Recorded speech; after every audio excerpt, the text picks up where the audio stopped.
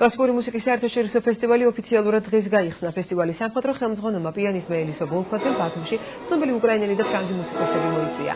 მევიოლინე ვალერი სოკოლოვმა საფესტივალო ორკესტრთან ერთად დღეს მოცარტის მეხუთე სავიოლინო კონცერტი შეასრულა. დღესვე მაყურებლის წინაშე წარდგება ბათუმელი ტენორი ირაკლი კახიძე, რომელიც პუშინის და ვერდის ოპერებიდან რამდენიმე არიას ააშღერებს. დღევანდელი კონცერტის რეპერტუარშია ლეონ კავალუს და ელგარის ნაწარმოებები გიგი ჭიჭინაძის შესრულებით. საღამოს დასრულებით ნაწილში პიანისტი ელისო ბოლქვაძე სენსაციის მეორე საფორტეპიანო კონცერტს დაუკრავს. კლასიკური მუსიკის საერთაშორისო ფესტივალი ბათუმში საქართველოს კულტურის სამინისტროსა და აჭარის განათლების სამინისტროს მხარდაჭერით ტარდება. ღონისძიებები 28 ივნისის ჩათვლით გაგრძელდება. თითოეული საფესტივალო დღე მსოფლიოში ცნობილ მუსიკალურ არხ მეცოზე გაშუქდება.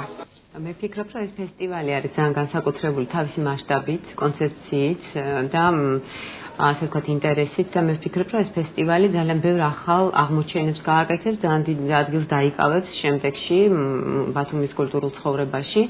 აქ არის ძალიან სერიოზული ფორმატები ჩასმული, როგორც არის ბავშვების დახმარების, ანუ მათი წარმოჩინების, ახალგაზრდა ტალანტების ხელის შეწყობის ერთი მომენტი, მეორე არის ის, რომ ჩვენ ვიწვევთ არტისტებს სხვადასხვა ქვეყნებიდან. დიდი მადლობა ქალბატონ ელისო ბოლქვაძეს, რომელიც არის ინიციატორი ამ ღონისძიების, იმიტომ რომ ჩვენ ძალიან გვინდა და ძალიან გვაკლია კარგი მუსიკა და ცნობილი მუსიკოსები არიან ჩამობრძანებული.